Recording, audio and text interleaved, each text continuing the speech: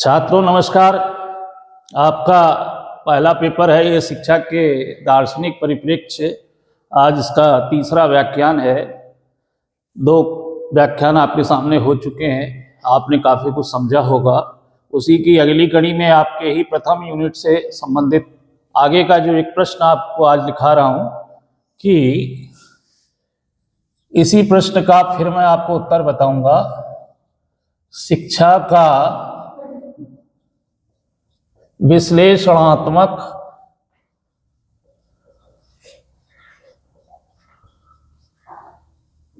अर्थ बताइए। देखिए, प्रश्न के रूप में मैं आपको इसलिए लिख के आगे का विस्तार से बताता हूं, जिससे आपकी परीक्षा में जो प्रश्न आते रहते हैं तो आपको एक सहारा मिल जाएगा कि इस प्रकार से प्रश्न आ सकते हैं। जो विषय वस्तु हमें पढ़ाई जा रही है उसको हम किस संदर्भ में लिखेंगे, तो एक प्रकार से आपका ये गाइडेंस हो जाएगा आपकी समझ के लिए। तो विश्लेषणात्मक अर्थ में शिक्षा का विश्लेषण करने पे जो भी अर्थ निकलते हैं वो सभी हमें यहाँ पर लिखने होंगे। ठीक है, तो पहला अर्थ लिखते हैं, एक शिक्षा एक सामाजिक प्रक्रिया के रूप में। ये उत्तर मान के चलिएगा। वो आप पहला है पॉइंट, शिक्षा एक सामाजिक प्रक्रिया के रूप में। सामाजिक प्रक्रिया के रूप में। देखिए यहाँ पर ये जो लिखा है इसमें जो मेन चीज है वो ये है सामाजिक प्रक्रिया। ठीक है, तो जो शिक्षा है उसका वास्तविक योगदान कहाँ पर है। मान लीजिए कोई व्यक्ति पढ़ता है, शिक्षा ग्रहण कर ली, तो वो कहाँ जाएगा? क्योंकि मनुष्य एक सामाजिक प्राणी है, समाज में ही रहेगा। तो वो जो भी ज्ञान अर्जित करता है, जैसे मान लीजिए वह एक डॉक्टर बनता है, तो उसकी जो एक ये विशिष्ट योग्यता है डॉक्टर बनने की, ये कहाँ पे काम आएगी? समाज में ही काम आएगी। वह समाज में ही अपनी सेवाएं देगा, ज़्यादा से ज़्यादा लोगों को उत्तम स्वास्थ्य प्रदान करेगा, इलाज करेगा उनको शारीरिक स्वास्थ्य से संबंधित बातें बताएगा, लोगों को जागरूक करेगा। ठीक है, और उसकी सेवाएं पूरे समाज के लिए होंगी, देश के लिए होंगी। तो जब कहीं विशिष्ट योग्यताओं की बात होती है तो वह या शिक्षा हो तो वह पूरे समाज की होती है, किसी एक व्यक्ति की अपनी नहीं होती। तो इसी संदर्भ में आप देख सकते हैं कि शिक्षा जो है कैसी प्रक्रिया है, एक सामाजिक प्रक्रिया है। क्योंकि शिक्षित होने के बाद व्यक्ति समाज के ही काम आता है, और यदि वह समाज के कार्य नहीं आ पाता है तो कहीं ना कहीं उसकी शिक्षा व्यर्थ है, जो उसके साथ ही समाप्त हो जाएगी। देखिए, मनुष्य जो होता है कुछ जन्मजात शक्तियों को लेकर पैदा होता है, जन्म होता है उसका, जो प्राकृतिक और सामाजिक वातावरण में विकसित होती है। ठीक है, मनुष्य का जब जन्म होता है तो वह कुछ अंतर्निहित शक्तियों को लेकर पैदा होता है, और जिनका विकास प्राकृतिक और सामाजिक वातावरण से विकसित होता है, और धीरे धीरे वह इन्हीं शक्तियों का विकास करके वातावरण से समायोजन करना, सीखना और स्वयं का विकास करना। ठीक है, स्वयं का विकास करने के बाद वे अपने परिवार का, समाज का विकास करना और एक अच्छा नागरिक बनने का कार्य करता है। ठीक है, वह समाज के लिए निर्माण की प्रक्रिया में अपना योगदान देता है। तो यह जो स्वरूप है हमारा, शिक्षा एक सामाजिक प्रक्रिया के रूप में है। चूंकि मनुष्य एक सामाजिक प्राणी है, समाज में रहता है और समाज में ही शिक्षित होकर अपना योगदान देता है। मान लीजिए आप एक अच्छे शिक्षक बन जाते हैं। आज हमारे समाज में बहुत सारे शिक्षक हैं, जैसे डॉक्टर राधाकृष्णन है, जितने भी महापुरुष हुए हैं, महात्मा गांधी हैं, दार्शनिक भी हैं, ये एक प्रकार से एक अच्छे शिक्षक भी हैं जिन्होंने समाज को एक नई दिशा दी। शिक्षक होने का तात्पर्य मूल रूप से ये नहीं होता है कि आप शिक्षक की डिग्री लेकर किसी विद्यालय में सरकारी नौकरी करें या प्राइवेट जॉब करके ही शिक्षक बने। शिक्षक वह हर व्यक्ति है जो समाज को अच्छी बात बता सकता है, समाज को सही दिशा दिखा सकता है, तो वह हर व्यक्ति शिक्षक होता है। तो आप ये देखिए कि जब एक शिक्षक बना या जिसके अंदर, व्यक्ति के अंदर जन्मजात शिक्षक के गुण हैं। शिक्षक भी आप एक प्रकार से देखिए कि दो प्रकार के होते हैं। एक तो होते हैं जन्मजात, ठीक है, एक होते हैं प्रशिक्षण द्वारा। प्रशिक्षण द्वारा बीएड करके आपको शिक्षक बनाया जाता है, ठीक है। और जन्मजात जो होते हैं, हमारे लगभग जितने भी महापुरुष हैं, ठीक है, कबीरदास हैं, सूरदास हैं, राधा, और भी ऐसे लोग जो हैं जिन्होंने बीएड एमएड नहीं किया है, महात्मा गांधी हैं, तमाम शिक्षक बड़े पड़े हैं, सुकरात हैं, प्लेटो हैं, इन्होंने कहीं भी मतलब कोई शिक्षक की ट्रेनिंग नहीं ली थी, लेकिन इनके अंदर जन्मजात गुण थे शिक्षक के, और इन्होंने समाज को एक नई राह दिखाई। तो इससे आप समझ सकते हैं कि शिक्षा एक सामाजिक प्रक्रिया है, समाज के काम आने वाली प्रक्रिया है। शिक्षा का बहुत बड़ा योगदान समाज के लिए होता है। शिक्षा और समाज को यदि अलग कर दिया जाए तो दोनों अलग नहीं हो सकते।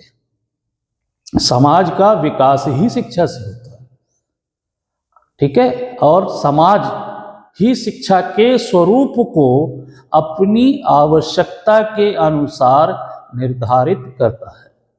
जैसा समाज होता है वैसी ही शिक्षा होती है।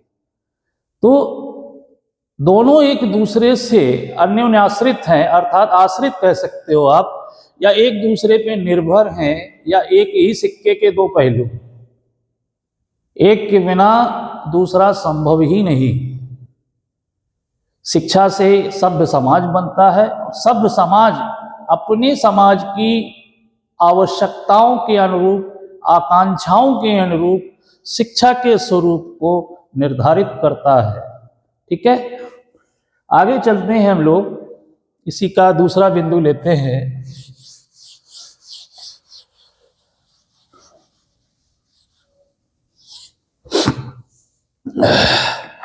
शिक्षा एक गतिशील प्रक्रिया के रूप में, गतिशील प्रक्रिया के रूप में, यहां पर जो शब्द है ध्यान देने योग्य वह है गतिशील, ठीक है। गतिशील का मतलब क्या होता है? ऐसी चीज जो निरंतर चलती रहे, आगे की ओर बढ़ती रहे, ठीक है। तो जो शिक्षा है, आपको पहले भी मैंने बताया था कैसी प्रक्रिया है, एक अनवरत प्रक्रिया है, अनवरत और निरंतर चलने वाली प्रक्रिया है, ठीक है, कभी भी रुकती नहीं है। जन्म से लेकर मृत्यु तक व्यक्ति कुछ ना कुछ सीखता ही रहता है।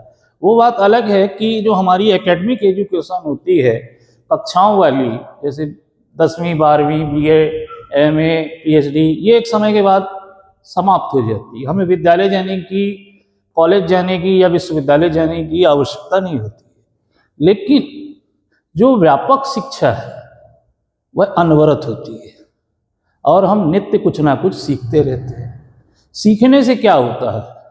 सीखने से हमारे, देखिए, व्यवहार में परिवर्तन आता है, व्यवहार में परिवर्तन आता है, और क्या होता है, अनुभवों में वृद्धि होती है, ठीक है, अनुभव में वृद्धि होती है। तो कहीं ना कहीं इसमें एक गति है, फ्लो है, हम आगे बढ़ रहे हैं। जो ज्यादा हमसे उम्र में बड़े व्यक्ति हैं या किसी विशेष क्षेत्र में या कार्य में उन्होंने ज्यादा योगदान दिया है, तो कहीं ना कहीं हमारी तुलना में वह हमसे ज्यादा अनुभवी है, उनके पास ज्यादा नॉलेज है, ज्ञान है, अनुभव है, ठीक है।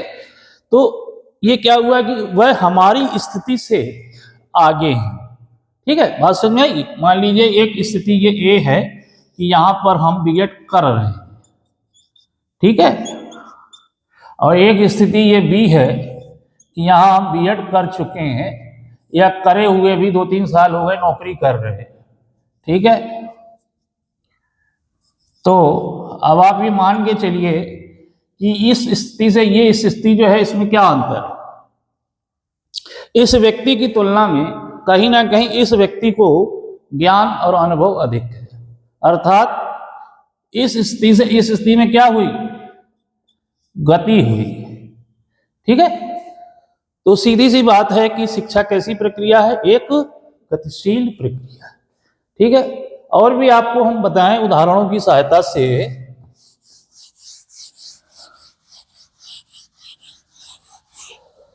कि जैसे मान लीजिए एक गांव के बच्चे ने, गांव में रहने वाले एक बच्चे ने खूब पढ़ाई करी मन से, ठीक है, और वह एक आईएएस बन जाता है, कलेक्टर, ठीक है। अब उसकी पोस्टिंग शहरों में, बड़े बड़े शहरों में हो रही है।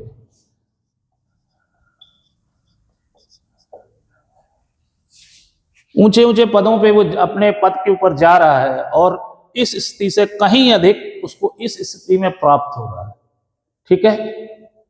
तो ये स्थिति जो गांव की उसकी रहने वाली थी, जो उसका एक सामाजिक स्तर था, जो उसका रहन सहन था, जो उसकी कार्य प्रणाली थी, वह सब क्या हो गई, परिवर्तित हो गई। किसमें, एक नवीन परिस्थिति, ठीक है। यहां पर उसने अपनी पूर्व परिस्थिति से आगे बढ़ गया, ठीक है। अब आगे बढ़ गया तो इसको क्या कहेंगे, एक प्रकार से उसने गति कर ली। तो शिक्षा कैसी प्रक्रिया हुई, एक गतिशील प्रक्रिया हुई। अब शिक्षा के अंदर ऐसा क्या होता है जो व्यक्ति को आगे बढ़ाता है। तो देखिए शिक्षा में, शिक्षा के उद्देश्य हैं हमारे पास, शिक्षा का एक पाठ्यक्रम होता है, शिक्षा की शिक्षण विधियां होती हैं, नवीन ज्ञान या जानकारी होती है, शिक्षक के अनुभव होते हैं जो समय के साथ साथ छात्र को प्रशिक्षित करते हैं और धीरे धीरे उसे आगे बढ़ाते हैं।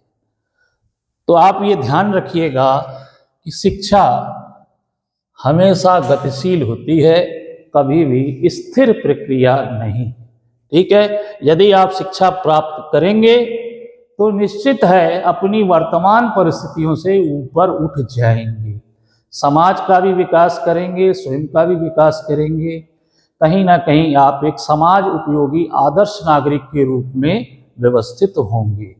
बस उसके लिए शिक्षा बहुत आवश्यक है, शिक्षा ने ही समाज को गति दी है, ठीक है। आगे चलते हैं अगले बिंदु की ओर, जो हमारा है शिक्षा एक द्विमुखी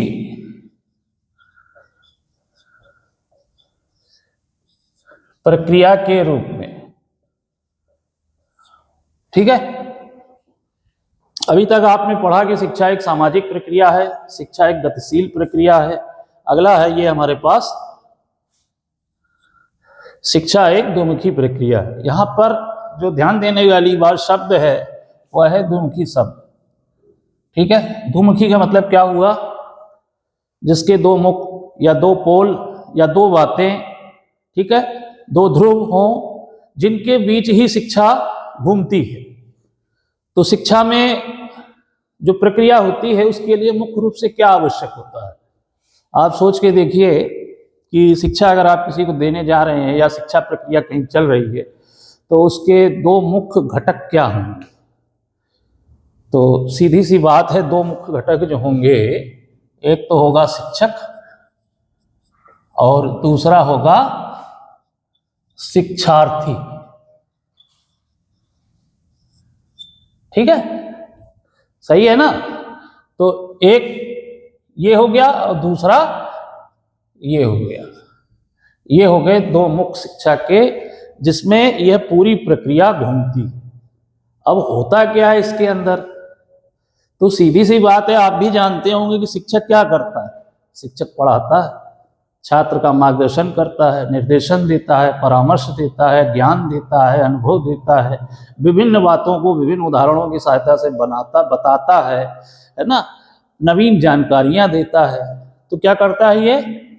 शिक्षक एक स्वतंत्र घटक है जिसके ऊपर प्रभाव नहीं डाला जा सकता, ठीक है, लेकिन यह अपने ज्ञान से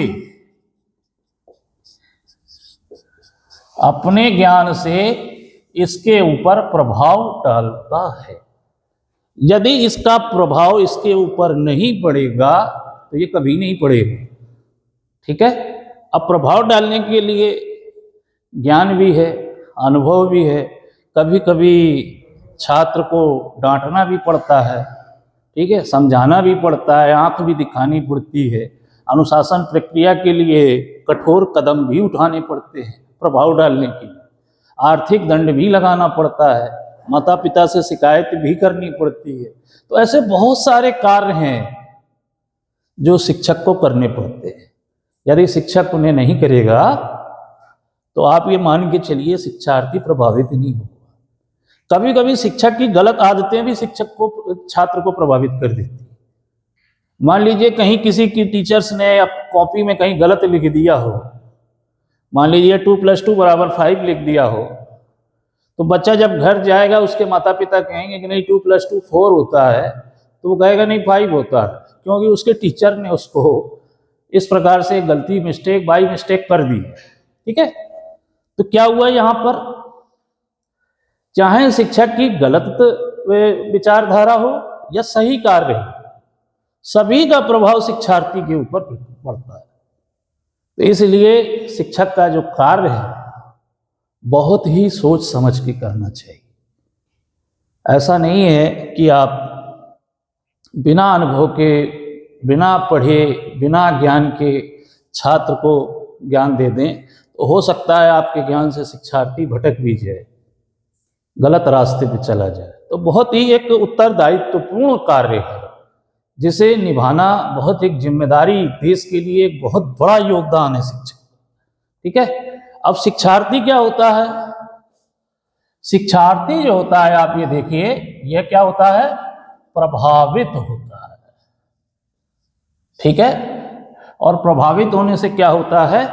इसके अंदर परिवर्तन आता है, इसकी आदतों में परिवर्तन आता है, विचारों में परिवर्तन आता है, सोचने समझने की शक्ति बढ़ती है, प्रशिक्षण भी मिलता है, उसको कार्य करने के सही तरीके का ज्ञान होता है, एक विवेक की उत्पत्ति होती है। विवेक क्या होता है? ये बताता है हमें कि हमें क्या करना चाहिए और क्या नहीं करना चाहिए, मार्गदर्शन प्राप्त होता है उसको।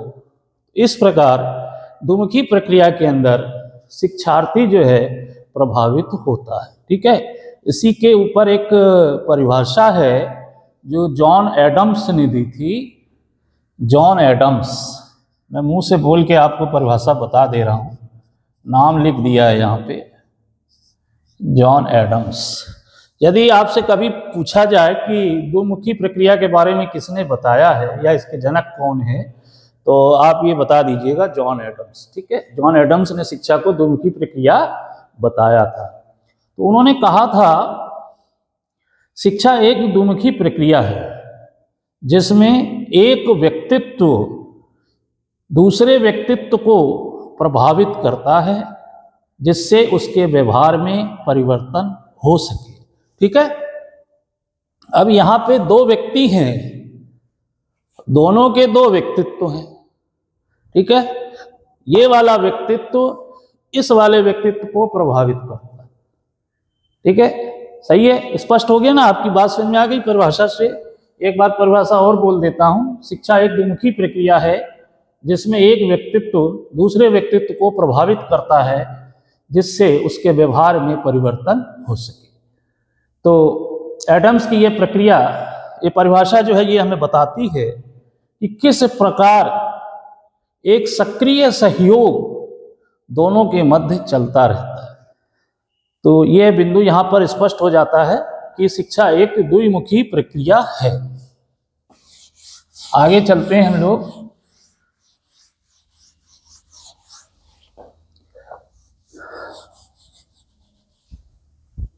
अगला जो बिंदु है हमारा वह ये है कि शिक्षा एक त्रिमुखी प्रक्रिया है।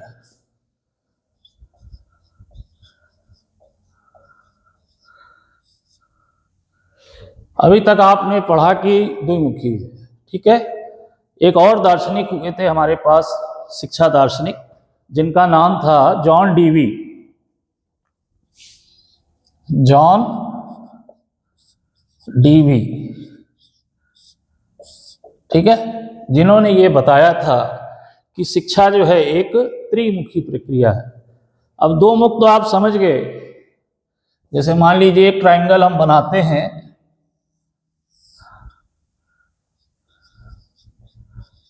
शिक्षक, शिक्षार्थी, तो इन्होंने ये कहा कि द्विमुखी प्रक्रिया तो ये है, और इसको यदि विस्तार से देखा जाए तो यह केवल शिक्षक और शिक्षार्थी तक ही सीमित नहीं, इनके बीच में एक घटक और काम करता है जो शिक्षा को आगे बढ़ाता है। अगर वह घटक नहीं होगा तो शिक्षा कभी भी आगे नहीं होगी और एक महत्वपूर्ण आदान प्रदान नहीं हो पाएगा। तो जो शिक्षक और छात्र की अंतःक्रिया के बीच का आधार है, ठीक है, तो वह क्या हो सकता है, आप सोचिए क्या हो सकता है, तो वह है हमारा पाठ्यक्रम, ठीक है। यदि ये नहीं होगा सिलेबस, जैसे मान लीजिए 10th पढ़ रहे हैं तो 10th का एक सिलेबस है, 12th पढ़ते हैं तो 12th का एक सिलेबस है, बीएड कर रहे हैं तो बीएड का भी एक सिलेबस है, तो ये दोनों व्यक्ति जब अंतःक्रिया करेंगे तो किसके ऊपर करेंगे, क्या है, कुछ तो है ना इस पर करते हैं। तो जॉन डीवी ने यह कहा कि इन दोनों व्यक्तियों की क्रिया का मुख्य आधार पाठ्यक्रम है, इसलिए शिक्षा एक त्रिमुखी प्रक्रिया है, ठीक है। बात समझ में आ रही कि नहीं। तो छात्रों को विकास करने के लिए, अंतःक्रिया करने के लिए, ठीक है, जो हमारे मध्य एक प्रक्रिया चलती है उसका मुख्य आधार पाठ्यक्रम है या शिक्षा का ऐसा स्वरूप जो हमें निश्चित समय अंतराल में पूरा करना होता है, वह आवश्यक है, अन्यथा हम शैक्षिक प्रक्रिया है इसको पूरा नहीं कर पाएंगे। और शिक्षा के यह 3 स्तंभ ही, इनको आप स्तंभ भी कह सकते हैं, यह 3 स्तंभ ही सबसे ज्यादा महत्वपूर्ण है जो पूरी शैक्षिक प्रक्रिया को क्रियान्वित करते हैं। तो ये जो हमारा पॉइंट था शिक्षा एक त्रिमुखी प्रक्रिया है, उसके बारे में हमने आपको बता दिया है, ठीक है, 3 आधारभूत स्तंभ। इसके बाद हम चलते हैं अगले बिंदु की ओर, वह है शिक्षा एक बहुमुखी प्रक्रिया के रूप में।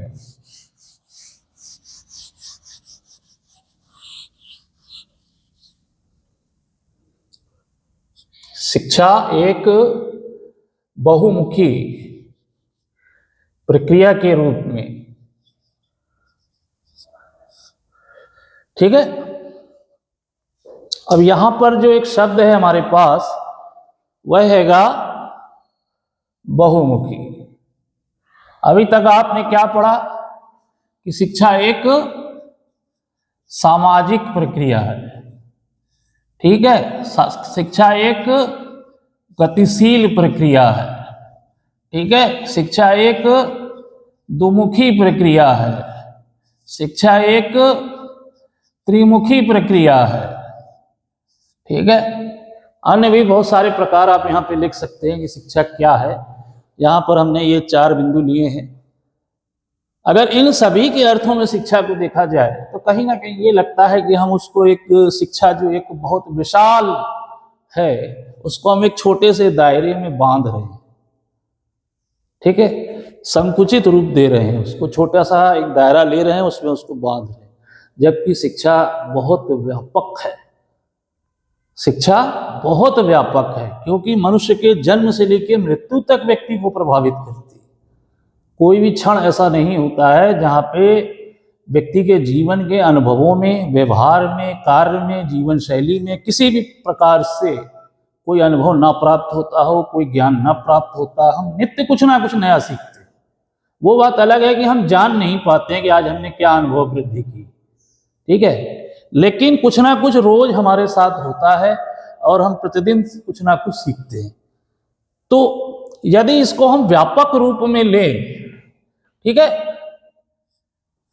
तो शिक्षा क्या हो जाएगी? एक बहुमुखी प्रक्रिया, ठीक है।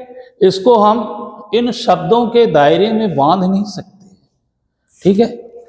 शिक्षा पूरी करने के बाद शिक्षा के और भी साधन होते हैं, जैसे औपचारिक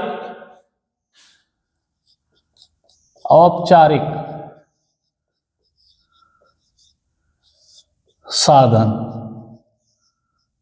और दूसरा है निरौपचारिक साधन, ठीक है। यह भी शिक्षा के अन्य रूपों में आते हैं, इनके द्वारा भी शिक्षा हमको प्राप्त होती है। अब औपचारिक साधन क्या होते हैं? तो औपचारिक साधन वह साधन है जो समाज के द्वारा हमको शिक्षित किया जाता है, ठीक है। औपचारिक रूप से समाज में रहकर क्या शिक्षा होती है? जो विद्यालयी शिक्षा है वह औपचारिक शिक्षा है, जिसका समाज ने हमारे लिए नियम बनाया है कि हम पढ़े लिखे तभी समझे जाएंगे जब हम औपचारिक शिक्षा को प्राप्त कर लेंगे। जैसे शिक्षक बनने के लिए बीएड एक औपचारिक कोर्स है, इसको यदि आप नहीं करेंगे तो आप शिक्षक नहीं कहलाएंगे, ठीक है। और अनौपचारिक साधन भी एक होता है जिसको बोलते हैं सामाजिक साधन। समाज की विभिन्न एजेंसियों के द्वारा, विभिन्न घटकों के द्वारा, विभिन्न क्रियाओं के द्वारा, कार्यों के द्वारा, व्यवहार के द्वारा, विभिन्न परिस्थितियों के द्वारा, प्राकृतिक वातावरण के द्वारा, तमाम चीज़ें ऐसी हैं जो ये बताती हैं कि ये शिक्षा का एक अनौपचारिक स्वरूप है जो शिक्षित कर रहा है, ठीक है। आगे चलते हैं कि निरौपचारिक साधन क्या है। तो जो आजकल आपने देखा होगा ओपन यूनिवर्सिटी, ठीक है, या पत्राचार साधन, पत्राचार कोर्स जो होते हैं वो सब निरौपचारिक शिक्षा के अंतर्गत आते हैं। और इस शिक्षा के अंदर इस जो हमारा बहुमुखी प्रतिभा का एक घटक ये है, इसके अंदर विद्यालयी शिक्षा अर्थात औपचारिक शिक्षा और दूसरा अनौपचारिक शिक्षा, आप एक यहाँ और लिख लीजिए, चलिए, अनौपचारिक शिक्षा। अनौपचारिक शिक्षा किसे कहते हैं? जो व्यापक शिक्षा है, जो समाज के द्वारा दी जाती है, ठीक है। इन दोनों के ही गुण इसके अंदर पाए जाते हैं, ठीक है, जिसको बोलते हैं निरौपचारिक शिक्षा। इसके अंदर इसके विकास से क्या हुआ? जैसे विभिन्न प्रयोगशालाएं बनी, टेलीविजन्स पे इग्नू के द्वारा आपने देखा होगा बहुत सारे शैक्षिक कार्यक्रम, कोर्स आते हैं जिसमें गणित, विज्ञान, भूगोल सभी विषय, लगभग साइंस पढ़ाई जाती है, ठीक है। रेडियो के ऊपर प्रसारण होते हैं। पहले आपने शायद सुना हो कि कक्षा में, विद्यालयों में कुछ प्रोग्राम आता था तो जो कुछ समय के लिए बच्चों को बैठा कर प्रोग्राम सुनाए जाते। तो ये किसमें आया? दूरस्थ शिक्षा। इसको आप दूरस्थ शिक्षा भी कह सकते हैं, ठीक है। तो समाज में ऐसे स्थल जहां पर विद्यालय नहीं है या बहुत दूर है, या प्राकृतिक रूप से वह स्थल ऐसे हैं कि जहां आवागमन के साधनों में बहुत दिक्कत है, या पहाड़ हैं, या नदियां हैं, या बहुत ही दूर जंगलों में कहीं आबादी रह रही है, तो ऐसे लोगों तक शिक्षा पहुंचाने का साधन है दूरस्थ शिक्षा, ठीक है। जिसको ओपन यूनिवर्सिटी के माध्यम से या पत्राचार कोर्स के माध्यम से, या एक और चीज आती है मुक्त विद्यालय, इसको बोला जाता है मुक्त विश्वविद्यालय, ठीक है। मुक्त विश्वविद्यालय भी इसको कहते हैं। इनके द्वारा भी शिक्षा दी जाती है। तो इस प्रकार से आप देखिए, अच्छा इनके लिए बहुत सारी शिक्षण सामग्री और पुस्तकें भी हैं जिनको हम श्रव्य और दृश्य सामग्री कहते हैं। ठीक है। अब जो शिक्षा का एक बहुमुखी प्रक्रिया थी, उस बहुमुखी प्रक्रिया के अंतर्गत ये सारी बातें आती हैं जिनको आप लिख सकते हैं। ठीक है। और आज के लिए इतना ही है, कल फिर आपको इसके आगे की नवीन जानकारी देंगे। तब तक के लिए धन्यवाद।